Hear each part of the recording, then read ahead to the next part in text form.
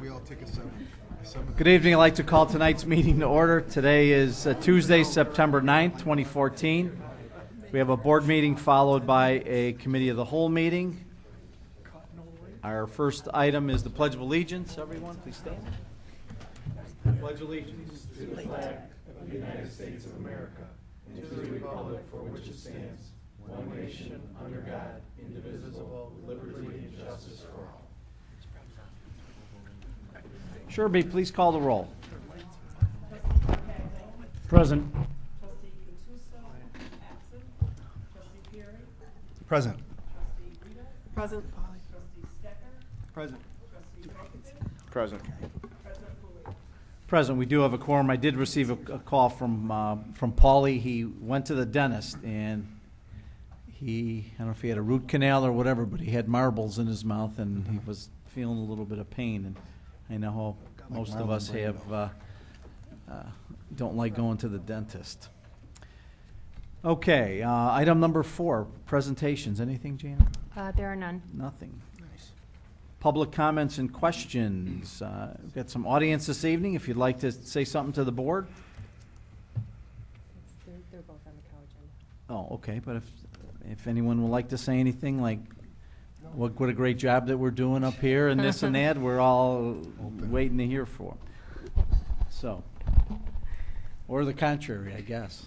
So, nothing. Public hearing? No. Nothing.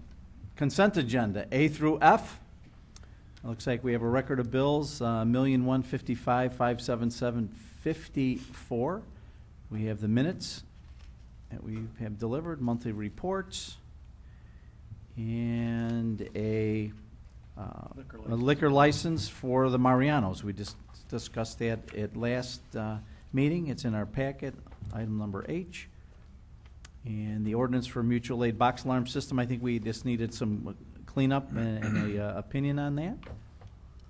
And the authorizing village manager enter into agreement for consulting services with Energy Choices. Is there a dollar amount or something on that one, Mike? Do we have to get? Actually, no, they No. get their Okay. fee from that. yes. Okay, I just wanted to make sure that our public access was covered. Do you want me to comment on the Mavis? Sure, that'd be fine. Before anyone moves or seconds the item, with regard to the Mavis addendum, I did have an opportunity to speak with Mavis's general counsel, Carl Addison, and our interpretation, whereas the language could be interpreted that a member could charge a municipality after an 8-hour incident, he said is correct. It could be interpreted that way. He said, however, any agency that would do that would pretty much be ostracized by the other Mavis agencies. It's not what it was intended for.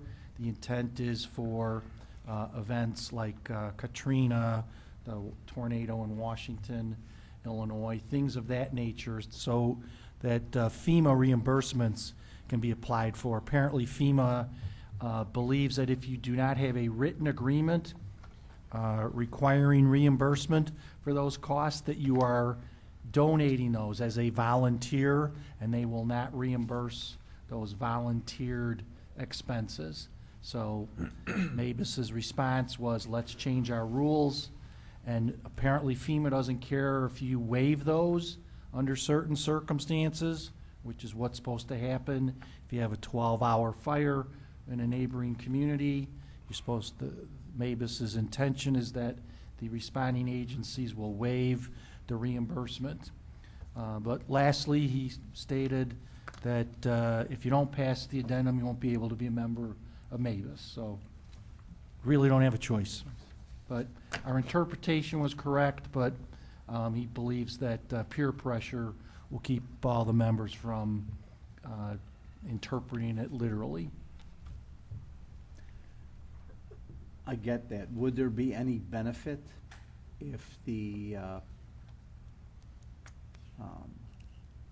towns that belong to Mavis signed some type of agreement indicating that? Would that be something that we would look for?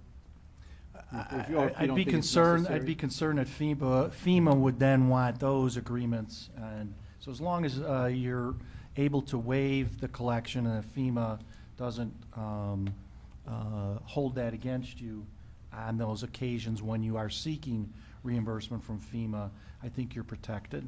But I've known Carl for 30 years. He assured me that no one's going to go off the reservation on this one, so. Okay, well, good. All right, I'm glad we covered that in its entirety. Okay, consent agenda A through F. Does anybody need anything pulled? Is there a motion and a second to So approve? moved. Second. Tom, who got the second? Frank? Tom and Frank? Roll call, please, Sherby. Trustee Calhoun. Aye. Trustee Perry. Aye. Trustee Rita. Aye. Trustee Stecker. Aye. Trustee York. Aye. President Politi. Aye, motion carries. Item number 8, active agenda. I don't see anything. No. Nothing. Managers report, Janet? Very brief this evening, just wanted to let everybody know we will be holding a flu shot clinic on Monday, September 22nd and Tuesday, September 23rd from 10 a.m. to 1 p.m. in our community room. So anybody who wants to make an appointment can call the front office or walk-ins are welcome. And we will be offering that at no charge to our employees. Can I understand? Oh, go ahead. Yeah, I'm sorry. Go ahead. No. Then one other item, we got a very nice compliment from a local contractor I wanted to share. It was from Bob Blattner, who in the past had had issues working with our building department, so this was very nice to see. It says, "Hi, Sam and Nick and Frank. Just had to touch base in regards to the building department in Westchester and all of the staff in the office. We are currently rehabbing 2 homes in town, and I want to send a great big compliment to the building department and all of the staff in that department and office. Valerie, Melissa, Tony, and everyone in that office has an absolutely outstanding attitude and are wonderful professionals. It is truly a pleasure working with them. I find the office has become professional, friendly, effective, and contains a group of people working together to get things done the right way instead of finding speed bumps and creating headaches at every turn. Even just stopping in to pay a water bill or schedule an inspection is a friendly, stress-free stop." And he continued an email he had sent 2 years ago showing how far the office has come in a short period of time. Says it is a testament to how government and business can find some common goals and grounds to get things accomplished. He says, "Thanks to both of you and Frank Perry for addressing the issues that plague that department. I will continue to invest in Westchester and continue to improve the community. Thanks, Bob Blattner." So obviously, those are the types of things we love to hear, and good job to all the staff. That's all I have this evening. Also, you just got back from a conference with Maureen? Yes, Maureen Potempa, Finance Director, and I just spent the last 2 days down in Normal, Illinois, attending the Illinois Government Finance Officers Annual Conference.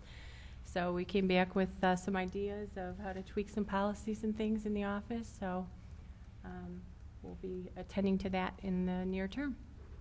Okay, great. And we have IML coming up? Yes, most of the senior staff and department heads, as well as Mayor Pooley and Trustee Stecker, will be attending the Illinois Municipal League, and, well, Sherby Miller had to cancel, unfortunately. We will be attending the Illinois Municipal League Conference in Chicago next Thursday, Friday, and Saturday. A lot of great content there. We usually bring back some great ideas on how to improve some things around here. So we'll be reporting on that next meeting. Great. Thank you, Janet. Michael?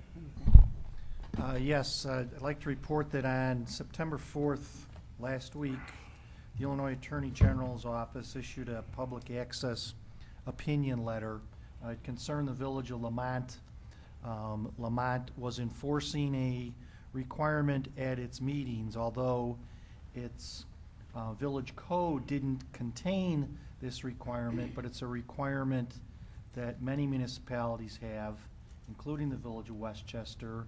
We have ours in our code because the Open Meetings Act says you have to allow public comment at meetings pursuant to rules that are adopted by the body. So we've adopted rules. And one of those rules that we've adopted that was the subject of this opinion was whether you can require individuals to state their address before allowing them to speak.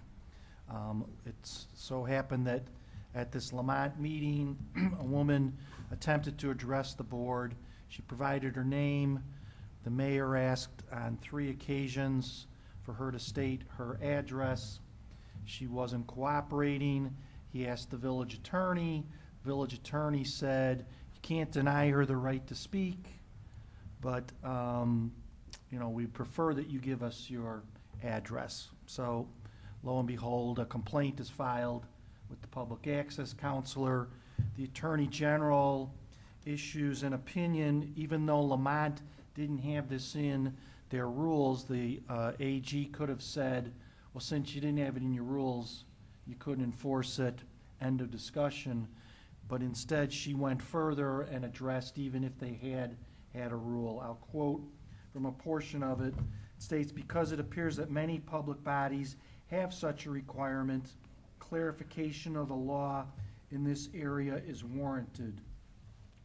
She goes on to state, overall, in considering whether it is good policy to ask members of the public to provide their addresses when making public comments, there are reasonable arguments on both sides. Nevertheless, she goes on to conclude that the statute doesn't allow you to have in your rules that we ask people to state their address. She does state, though, nothing prohibits a speaker from voluntarily providing his or her home address in response to the public body's request. So you can ask people, you just can't mandate it. What this all means is we have to amend our ordinance. I do have an ordinance prepared for submission at the next board meeting under the COW agenda for information only. I'll speak to this very briefly so we satisfy our requirement and don't have to waive it at the next meeting. Along the same lines, there's an article in the most recent Illinois Municipal Review that poses 10 types of issues regarding public comments at board meetings. The most significant one that I wanted to bring to everyone's attention is a clarification that every subsidiary committee and body, the Green Committee, etc., here needs to have their own written rules requiring the directive on public comments at your meetings. My suggestion is each body adopt a rule that incorporates by reference section, it'll be 212-200 of the village code. But every little committee that we have here needs to have that rule. Otherwise, you're technically in violation of the Open Meetings Act. Even though you permit public comments, even though you don't require addresses, you're still supposed to have written rules. So those are my comments. Thank you. Okay, great. Anyone have a question for Mike? No? Pretty self-explanatory. Board members, EDC, I think Frankie, you had something this week. Yeah, but we didn't do anything new. Just continued doing what we've been doing, the wayfinding signs, beautification, pride, that kind of. Okay, have they been ordered, do we know? Did they order the signs that, I just talked to Western Remac today, so I got them the list of the ones for this fiscal year, so they'll be working on them. shortly? Yeah. Great, thank you. Nikki, anything? I got nothing. Celestine, anything? Connie? We have our CAB meeting tomorrow at 7. Angela? Our regular meeting this Thursday is scheduled actually for next Thursday due to the 9/11, an observance of 9/11 this week. Other than that, we have the electronic recycling again this Saturday behind the post office, behind the fire department here. And I believe next month will be the one with the shredding event. October. Along the October meeting event nice. will have both. You know, I was in the box the other day because there was some fly dumping, and I filled it. There's a couple of bins in the one on the left. I didn't go in the one on the right that are full. Carl called. This was yesterday because we did some Yeah, cleanup. he called me work. the day, 2 days ago, actually. Okay. so He said he was, I think he had called yesterday, Oh, okay, good. yeah, regarding Because I that. don't want you to run out of space. Yeah. Because it gets nuts. Okay. Chief. One of the chiefs, two chiefs. As I mentioned at the last meeting, we did, in fact, since the last meeting, receive our 3 iPads that we had received for free through a grant. So the lieutenant has one. We assigned one to the detective division, and our resource officer has the other iPad. Greg's working on doing the software updates on them. As you can see, our cars arrived, 3 cars. The next meeting, we'll be talking about the 4th car through the grant. Cook County Homeland Security and Emergency Management Agency has signed off on our agreement, and the village managers signed off on it as well, which allows to get reimbursed for the overtime and the purchase of a vehicle. Forgot to mention a few meetings ago, our license plate recognition, besides, you know, coming up with identifying people that are driving through the village without the benefit of a driver's license or whatever that are possibly wanted. And as you can see, we had $7,000 in fees this month for administrative tows, which means we towed several cars, 14 of which were released. So some people never claimed their cars for different reasons, and it's not worth their while to try to recover it. Lo and behold, when one of the officers was on patrol, the LPR system alerted that there was a stolen car within the village. So we never had that information, or had that kind of knowledge just driving on patrol for a camera to alert you that you just passed up a stolen car on a side street. So it's a good hit. So we may even look next year, as Greg mentioned, that now that we bought the software package and we have the 4 cameras on the 1 car, it might be a lot cheaper if we ever wanted to add an additional LPR system throughout the village. So we just hook onto our current software system and get the prices on the cameras. So it's something we can look at next year. As you know, the school year started, so all the officers are out and about, myself as well, and the detectives, making sure we have a presence at all the schools and at the school routes. And we'll do that throughout the year as manpower allows. Thursday, I'll be attending the 9/11 ceremony at the fountain.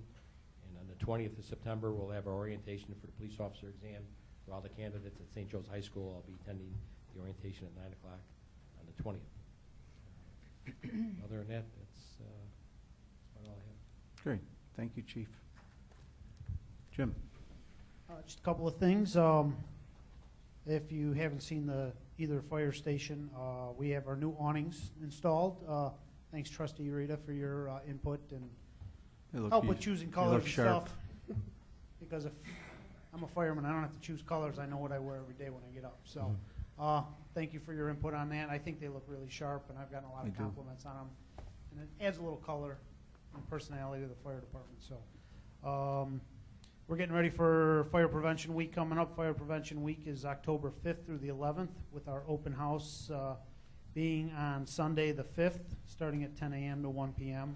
with our side-by-side burn and some other demonstrations. And we're loading up on some of the hospitals coming out and providing blood pressures and health related materials and safety materials for our residents and whoever else wishes to attend. I think we're also planning on having hot dogs, chips, and some sodas to be handed out as well.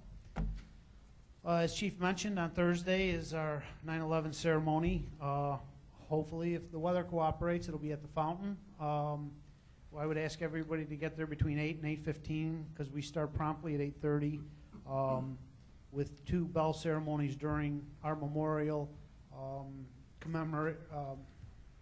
memorializing when each tower fell is when those bell ceremonies go off. So it's a real nice ceremony, and I encourage all residents, trustees, and anybody really who can attend to join us out there. We're also having the, I believe the Westchester Middle School chorus and a few of the band coming out and playing as well. And Melissa Feckerata's daughter is going to be singing for us as well, who's got a beautiful voice, and it should be a real neat ceremony. And just last but not least, last week we responded to a small kitchen fire on Kensington, and we got a real nice thank you letter I'd like to share to our firefighters. We can't tell you how grateful we are to the guys who extinguished the oven fire we experienced on August 29th. You handled the things quickly and had the fire out in no time. You were kind and thoughtful, and we really appreciate it. We're so lucky to have such a wonderful fire department, and we thank all of the brave men who keep us safe. With much gratitude, this family on Kensington. Very nice. Thank you. Thank you. Maureen? As Janet had mentioned earlier, we just returned from the IGFOA conference. I was able to attend a lot of seminars there and network with different finance directors. One seminar that I attended that I think is going to be really useful was streamlining the utility bills. I have a lot of great ideas that I took away from there that I'm looking forward to implementing here. Working with Amy, our new utility clerk, she's also very anxious to streamline the processes and clean up some of the outstanding items, so I look forward to that. Great, thank you. Gregory? Excuse me. Yeah, just I'm going to start with save the date for our Fountain Fest, October 18th. I'll definitely have more information as we go along here and put more things together. Gary has been given his instructions, if you will, to begin looking for some music and some entertainment. So he's in the process of doing that. I don't have anything currently to provide his information, but definitely just mark your calendars, October 18th. I'm also pulling up here, I'm trying to just download, forgive me. I'm sure most of you have seen it. I don't know if the chief had sent that out or not.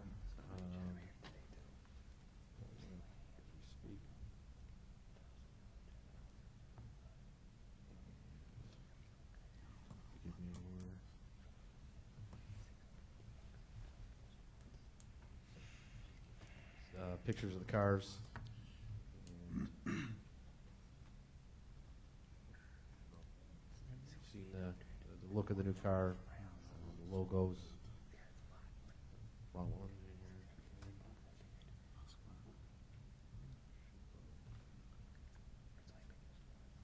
But okay, so let's look at the car. The other thing I just wanted to point out. Something that we've been looking at for a little while. I had done a lot of research on it, didn't want to give it to the investigations unit. They've been looking for a way, as you know, that the squad cars currently have laptops, tough books built into them. But what we've found with that, the investigators have said that it adds a little bit too much visual to the car when people are trying to look in. So what they've asked for is a little more of a lower profile computer. And here it is. I'm just going to hold it up. What we've got here is a tablet form. It's not an iPad. This is a Windows-based tablet to run all the software that they need. So everything they could do in the other laptops can be done on this. But also, again, I'm sorry? Instead of the tough book? Correct. The tough book actually has a bigger profile, and it just can't be hidden. So what they've done is we have mounted it, but it's mounted much lower into the vehicle so that as passerbyers look towards the vehicle, they don't necessarily know. But one of the other nice things is that they can take this out and go into any vehicle. So in some circumstances, we've had situations with regards to the recent burglaries where an officer, after identifying a potential burglar, has come back to the station and taken an unmarked vehicle to, I'm not going to use the word pursue, but surveil the area in an unmarked vehicle. And in most unmarked vehicles, we don't have, with the exception of the actual new unmarked vehicle, we don't have any computers or any other devices to allow the officers to run license plates, names, you know, and do some verifications that would otherwise be required. This way, now they can take this in the car. They could be in any car, and to the general public, it would look as if they're just typing on an iPad versus a laptop computer as we normally had it in years past. So. It took a little while to just research and make sure we were getting the right thing. It was budgeted for. This wasn't something out of the ordinary, but we'd been looking for something lower profile and finally came up with, I think, the right device. Detectives initially a little hesitant, reluctant looking at it, but after a little while they've gotten used to it and said, yes, this is something that's going to work out for them to keep their cover versus being looked at as you're driving by with a laptop in the car. So. It's a great tool. If you ever want to look at it or see it or have any questions, just let me know. That's all I have today. Great. Thank you, Greg. Melissa? I just have a couple things tonight. I attended, you'd sent me an invitation to Congressman Schneider's Small Business Workshop up in Deerfield, so I had the opportunity to attend it. They had representatives from the Small Business Administration, Department of Commerce and Economic Opportunity, Small Business Development Center, and the GSA were there to talk about all the different ways that they work with business owners, different training and informational opportunities for them. So also I had a pre-bid meeting with CMAP last week for the zoning code update. It was a non-mandatory meeting, but just for anybody that was interested in bidding on that project, they held the pre-bid meeting in case they had any questions. And just so that you know, in August there were 3 new businesses that opened, 177 permits were issued, 238 inspections were completed, and it was a construction value of about just over $1 million. Regarding the meeting up north, I know I sent it to the chamber, and hopefully was passed on to EDC in that. Was there any interest, or were you able to bring some literature back for them as well? I did get all the handouts, but I don't think anybody else was able to attend the meeting. Okay. All right. Thank you. Robert. 3 projects I wanted to bring to the board's attention. Enterprise Drive, Constitution Drive, the reconstruction of that roadway will begin next week. We delivered informational letters to all the residents and all the businesses in that area this morning, informing them how to get a hold of us, how to ask questions. We have a resident engineer out there on a full-time basis, and that's the person they should contact. So we put his cell phone number in there. They've got concerns, complaints, or situations they need to be aware of. We're also coordinating with the Prairie House to bring a fire service line across the road so we don't end up with a patch in our new street. And we're working with them on trying to spot where we could place a depressed curb to facilitate any future parking they'd like to do. So some of those quantities we have within the contract, and we'll be able to do what we can do to facilitate that. Just don't like to see a patch in a brand new street, so we're going to do everything to avoid that.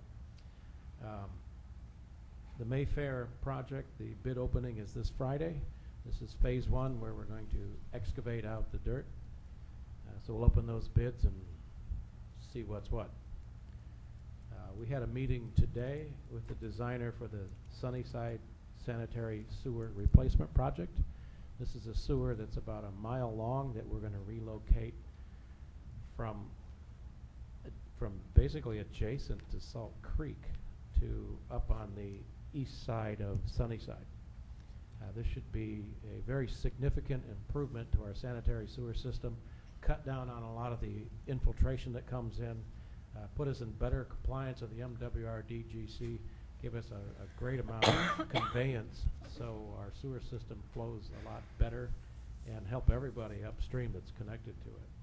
We did make one change from the conceptual drawings that were done a while ago, and that is to move the sewer from being in Sunnyside to the east side of the roadway. So that's maybe the only change that we contemplated. With the IEPA loan, they will not allow you to add much paving to that, so we'd have to go with a patch down the middle for a couple of years till we came back and fixed the road properly. And we'd save money we could use later on to reconstruct the road in a better fashion if we move it off to the east side. And we wouldn't have to put as much trench backfill in if we made that move. So we decided today just to relocate it another 15 feet to the east. This will make construction, I think, a little faster. But we won't be going down the street. So that's the only major change on that. Okay, I just have a couple, we have been working very diligently with Larry Godson from the Save the Prairie Association as soon as, he's the president, as soon as we made him aware that we were doing the construction. We're trying to figure out locations for parking. I think we did send out an email to the board. What we'll probably have in the future will be some type of license agreement for the parkway parking based on cost and other factors. Like Robert said, we didn't want to tear up curbs and have to rip a curb up later on to do some kind of change.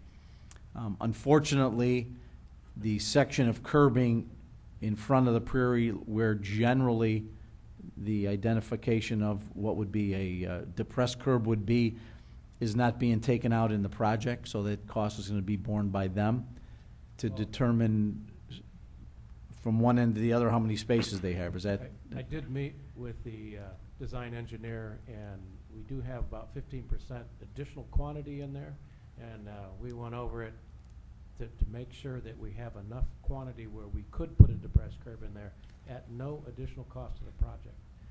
It's in there to do spot repairs. We walk the road to make sure that we have enough quantity to do what we need to do. And I think they identified what we have to do fairly well, and we still had another 15% additional quantity. So I've earmarked that to replace that section in front of the Prairie House. So I think we can do that without a change order, without any additional cost. Well, great. I guess what the board should give a little bit of direction, that in fact that is the case, that if the board has no angst with doing that, I mean, my preference was certainly, hopefully they were going to take out all the curb and do the depressed curb, so we're not digging up a curb later on. If the board is okay with that, I just don't know how many spots they're looking at potentially to be. We're waiting to get some data, but whatever that will be, does the board have any angst with putting a depressed curb and using the, I want to say the extra to do that? Anybody? No. Okay.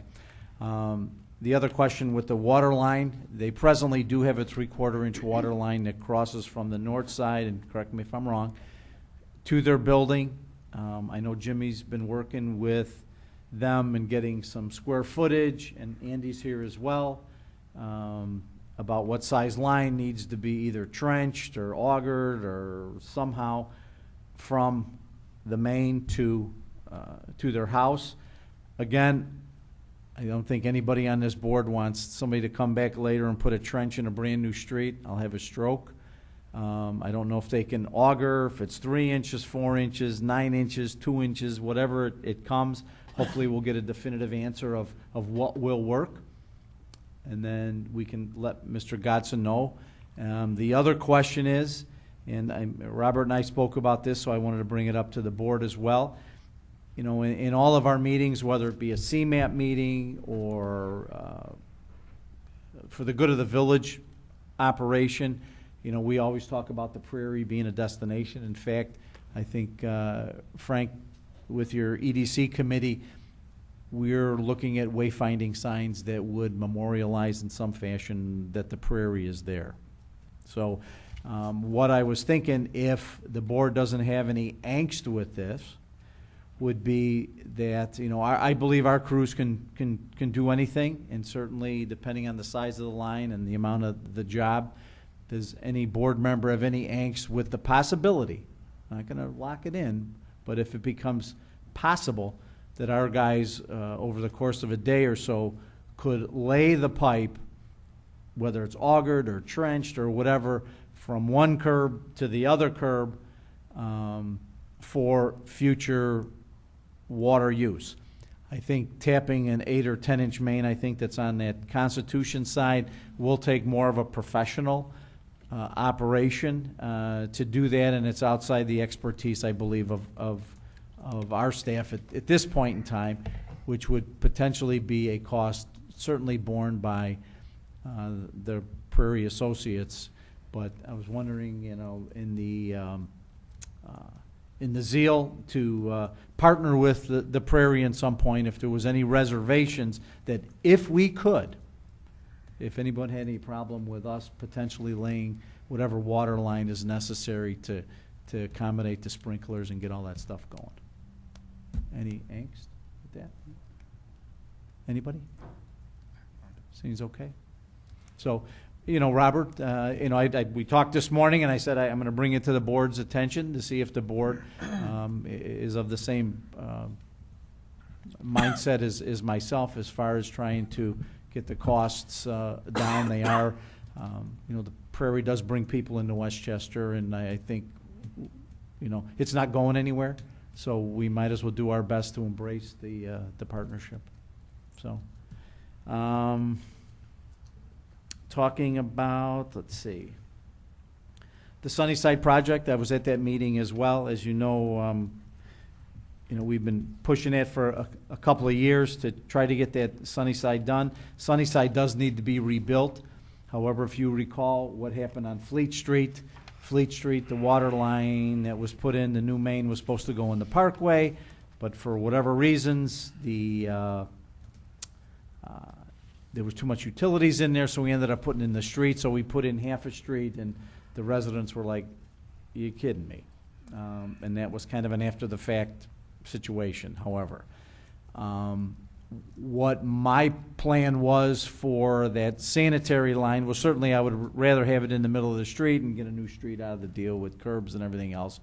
But I think, as it was explained to me, that it's only going to be a patch, and you can't mix the monetary thing. So it's going to be a separate project, and I think that to try to do it right, we should do that as a separate project. Now, the other thing I thought about too, and we were going to do this in-house a number of years ago, was try to attach the Carlisle sidewalk to the 31st Street bike path.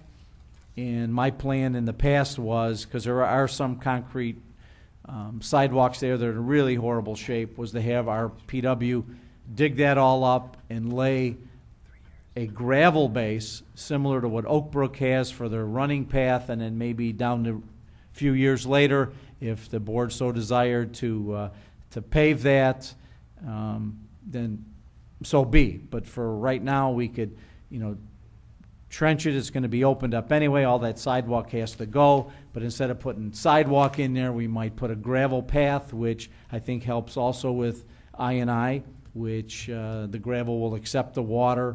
I mean, we will have a little bit of a maintenance cost there to put some stone there and roll it and do whatever we have to do, either yearly or every couple of years.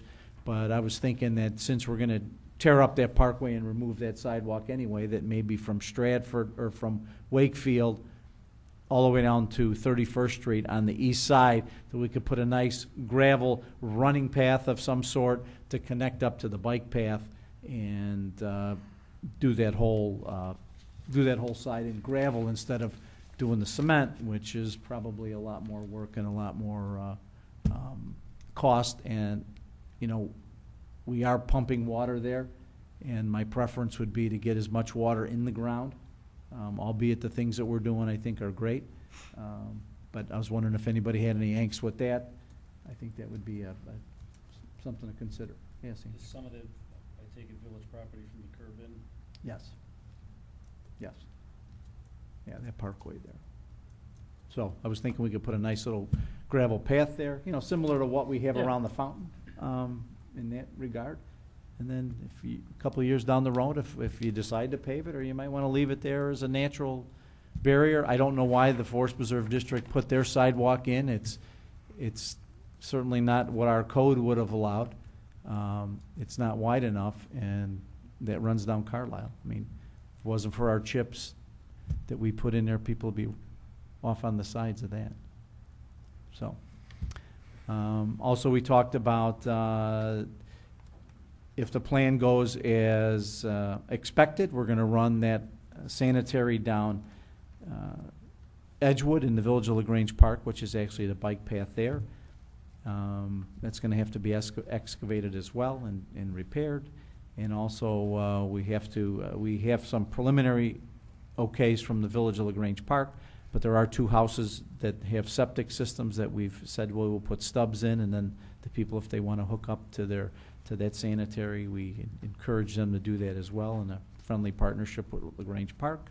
And I know we're working with MWRD as well.